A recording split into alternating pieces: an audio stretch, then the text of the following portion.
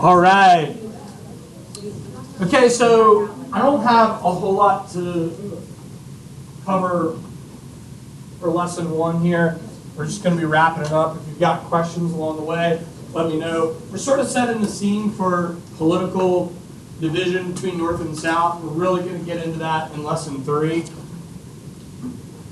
So this is some prior knowledge for you guys.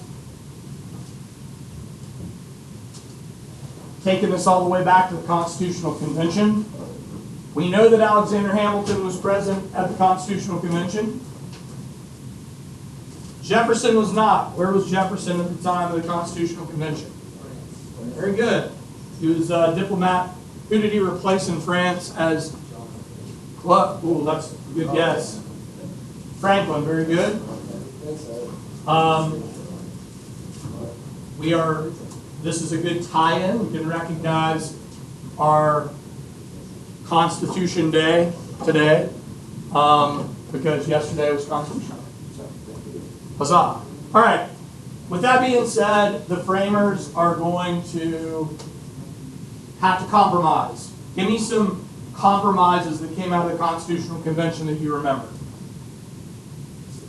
And this would also relate to government, which you're in the midst of right now. Kind of like the forming of Congress and the House of Representatives. Fantastic.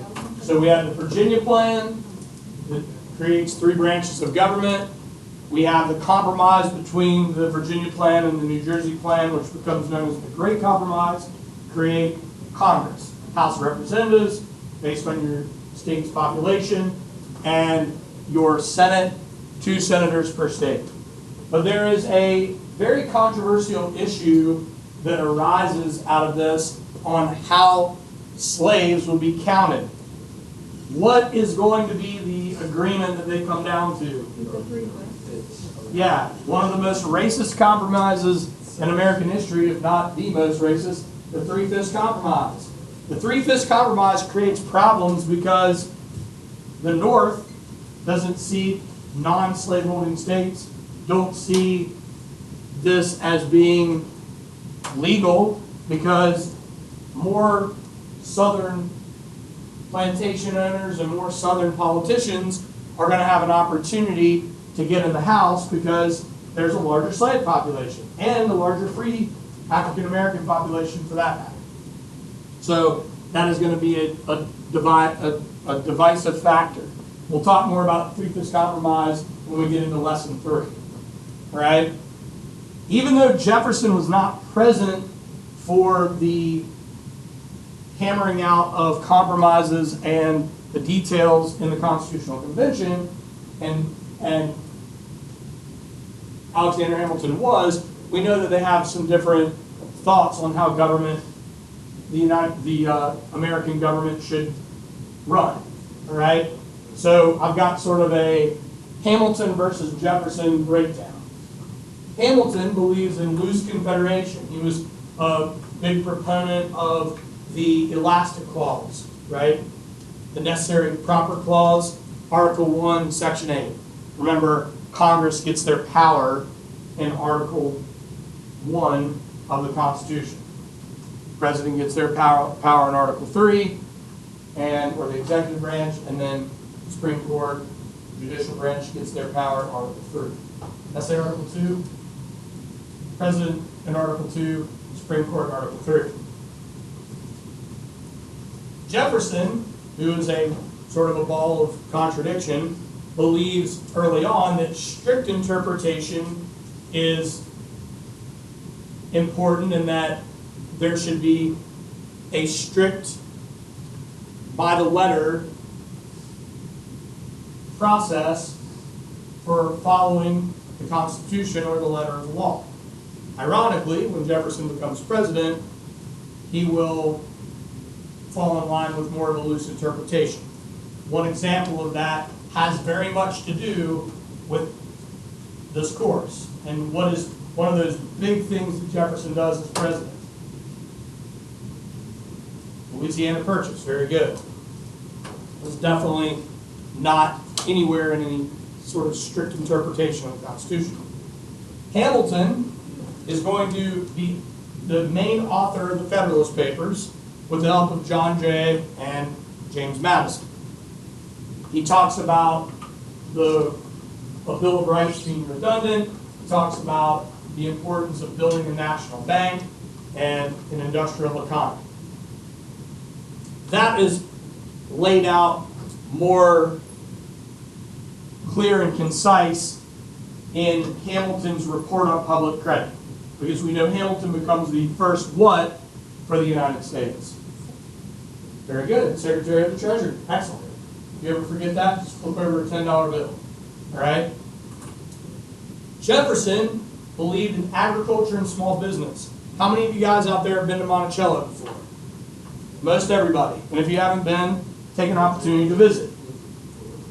What was going on at Monticello is what Jefferson's vision was for the country. This utopian agriculture and small business society. Ironically, though, and again, I don't hate Jefferson by any means, but I do like to point out the contradictions here. Jefferson's a brilliant guy, but the thing about it is that what was making money at Monticello was not as much the agriculture nor the nail factory that he was running, but it was the slaves and the actual sale of said slaves. Hamilton was about the Bank of the United States, a national banking system. What did this resemble? Where did we get the idea for a national banking system? We didn't just come up with that. What country? England. Very good. Nice job, Jackson. And did anybody else say England out there? All right. Well done.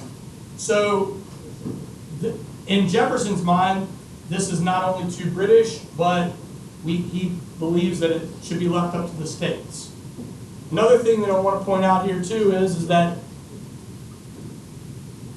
Hamilton wants to assume state debts left over from the Revolution. Jefferson does not, nor does Madison. Virginia had paid off their war debt. So there's a lot of entangling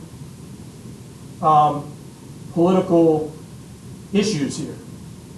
As I talked about Hamilton's belief in the necessary and proper clause, Jefferson is going to be a strong believer in what will become known as the 10th Amendment. This is the States' Rights Amendment. That if the federal government does not follow through with providing the rights of the states have the ability to either ignore those laws or determine them null and void. We're going to talk about how he lays that out in the Kentucky resolutions and Madison's Virginia resolutions. Just to clear up confusion, Madison moves from the Federalists to the Democratic Republicans. So you have a two-party system, one of which Washington had warned about, but it was inevitable because from the debates at the Constitutional Convention, the table was set for a two-party system. The Federalists were those who supported the ratification of the Constitution. The Anti-Federalists ultimately become the majority of the Democratic Republicans. With that majority, those people were Southern, and most Federalists were Northern. So even in the earliest political movements, in the earliest political two-party system, it was divided along geographic lines. All right, here we have Hamilton and Jefferson. Did anybody have any questions or anything to add there? All right. So, a little bit about states' rights. The first set of laws that really shook the states' rights issue was during John Adams' presidency. We were in a near war with France over the X, Y, and Z affair. And this is going to lead to some acts being passed known as the Alien and Sedition Acts. The Alien Act was an immigration law that basically said if someone was immigrating to the country that was dangerous to the United States, they could be deported. This is not going to be the only Alien Act or Anti-Immigration Act that we're going to see passed.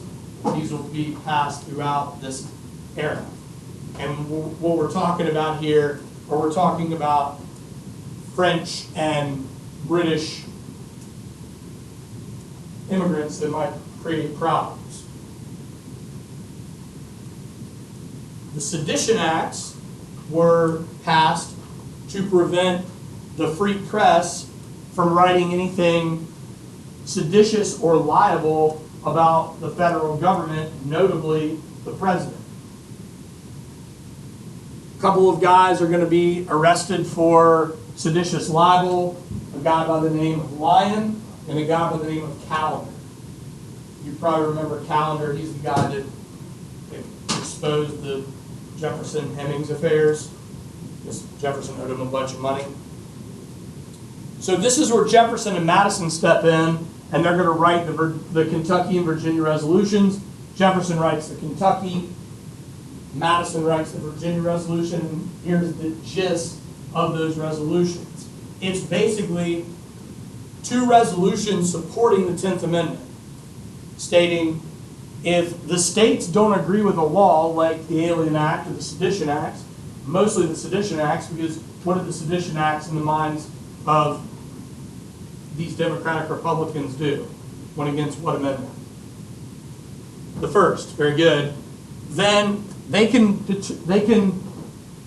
allow for those laws to be null and void.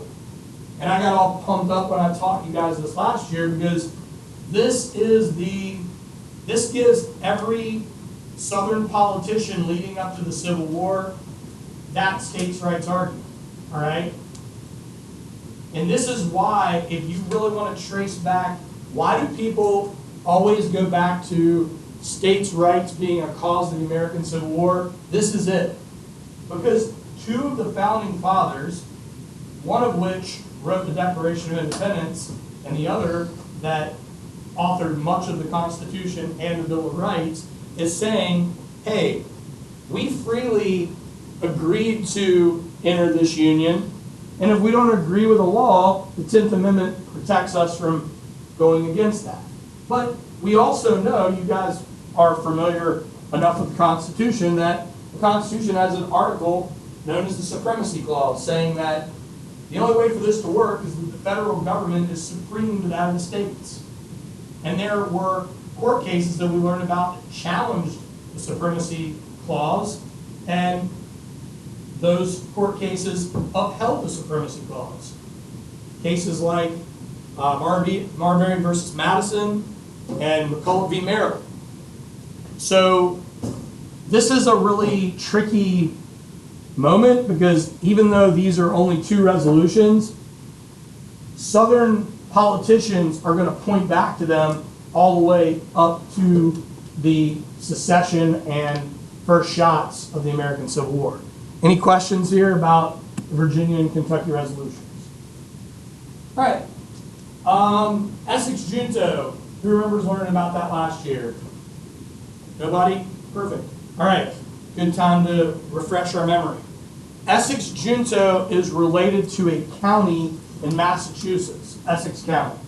And this is a group of people that were not happy with the way the government was handling the Embargo Act, the way that the government had handled the Louisiana Purchase, and they were wholeheartedly against American entry in the War of 1812. Ironically, New England did make some money off the War of 1812, but prior to the War of 1812, what do we know about the Embargo Act? What did the Embargo Act, other than being a cause of the War of 1812, the Embargo Act stopped trade with who? All of Europe, yeah. Stop trade with England, stop trade with France, stop trade with all of Europe. And then another act follows, the Non-Intercourse Act, that just stops trade with England and France. So this is a group of people that meet to discuss secession. So I think it's important that we mention that it's not just Southerners who had talked about secession prior to the Civil War. there was also 2 events in New England that were possibly potential movements towards secession. One of the leaders of not Essex Junto, but one of the leaders of the Federalist Party, and why are we not seeing Hamilton's name up there right now? What happened to him? Yeah, he lost. He was killed in a duel with Aaron Burr. Daniel Webster becomes sort of the new face and leadership of the Federalist Party. And he is going to step up and sort of say, look, this is similar to the Virginia and Kentucky resolutions. The very thing that Jefferson and Madison wrote about is exactly what we are behind. The irony, though, is that he's writing this in response while Jefferson's president and Madison's vice president, Madison's Secretary of State, and ultimately Madison will be president. This is going to lead to what is known as the Hartford Convention. So here's Daniel Webster. He and Henry Clay, after the demise of the Federalist Party, are going to basically be the founders of the Whig Party. All right, so opposition to the War of 1812 leads to the Essex Junto movement becomes pretty much a stalemate. The first real attempt at secession, led by former members of the Essex Junto for the same reasons that they met before, is going to be the Hartford Convention. What sounds like a meeting of insurance agents is really a meeting of Federalists who want to secede and potentially become a British province. It doesn't work out, and it's pretty much the last breath of the Federalist Party at this period of time.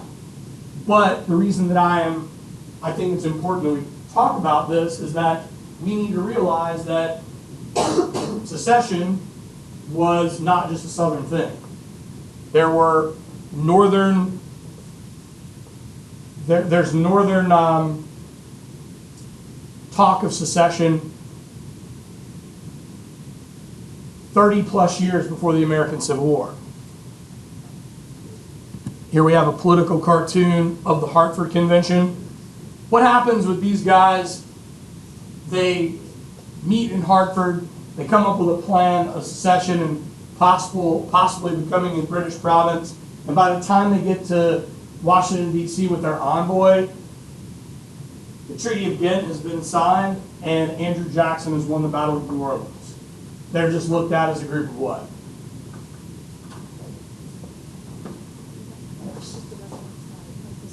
Yeah, no problem. What are these guys looked at? What does the country look at them? How do they perceive them after American victory in the War of 1812? How do you perceive them now? Maybe not too intelligent, even though they were all very well educated. Did somebody out there say traitors? Good job. Nice work, Graham. Yeah, they're viewed as traitors. And this is a devastating blow to the Federalist Party.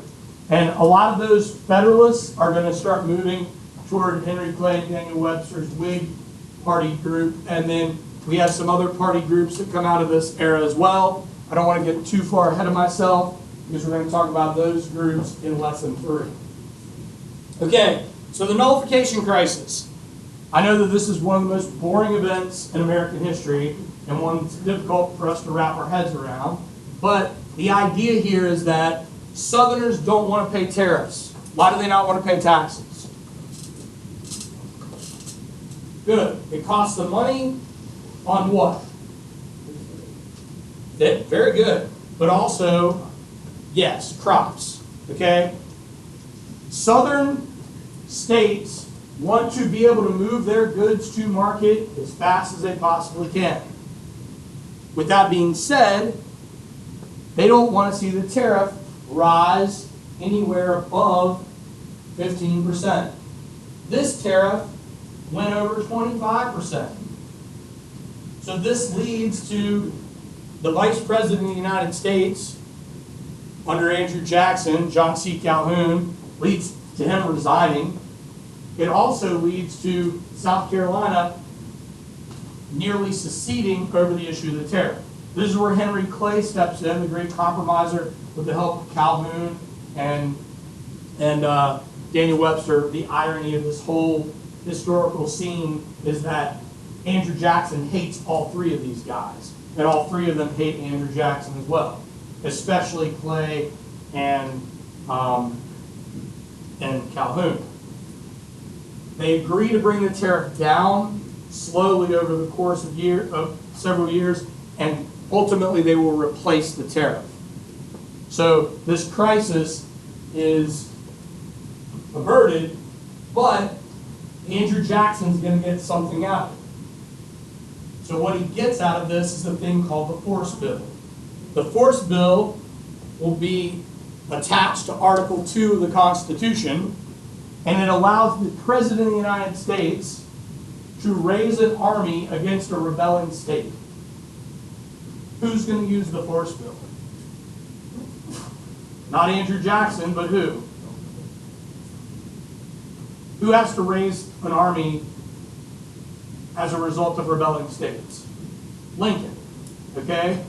So I think this is an interesting historical event that ties into the American Civil War. South Carolina talking about secession, and in the end, Andrew Jackson gets the ability, the executive right to be able to raise an army. So, I want to point out a quote that I put here. If a state could accede to the Union by ratifying the Constitution, it should be able to secede. This is what John C. Calhoun is saying. Andrew Jackson said, if I come down there and I have to march down with an army, which we know Andrew Jackson would have, he had done that during the War of 1812. He had risen an army without the consent of anyone in the Seminole Wars in Florida. He told John C. Calhoun, if I have to march an army down there, I will hang you from the first tree I can find. And John C. Calhoun knew he would. So that played a part in this. I think I told you guys this quote last year. Jackson had but two regrets: that he did not hang John C. Calhoun, and that he did not shoot Henry Clay in a duel. So that's a pretty hardcore scenario, yeah. All right, so here we have Calhoun and Jackson. Does anybody have any questions about the nullification crisis or its role in the pre-war era? Awesome. Okay, so we're going to pump the brakes.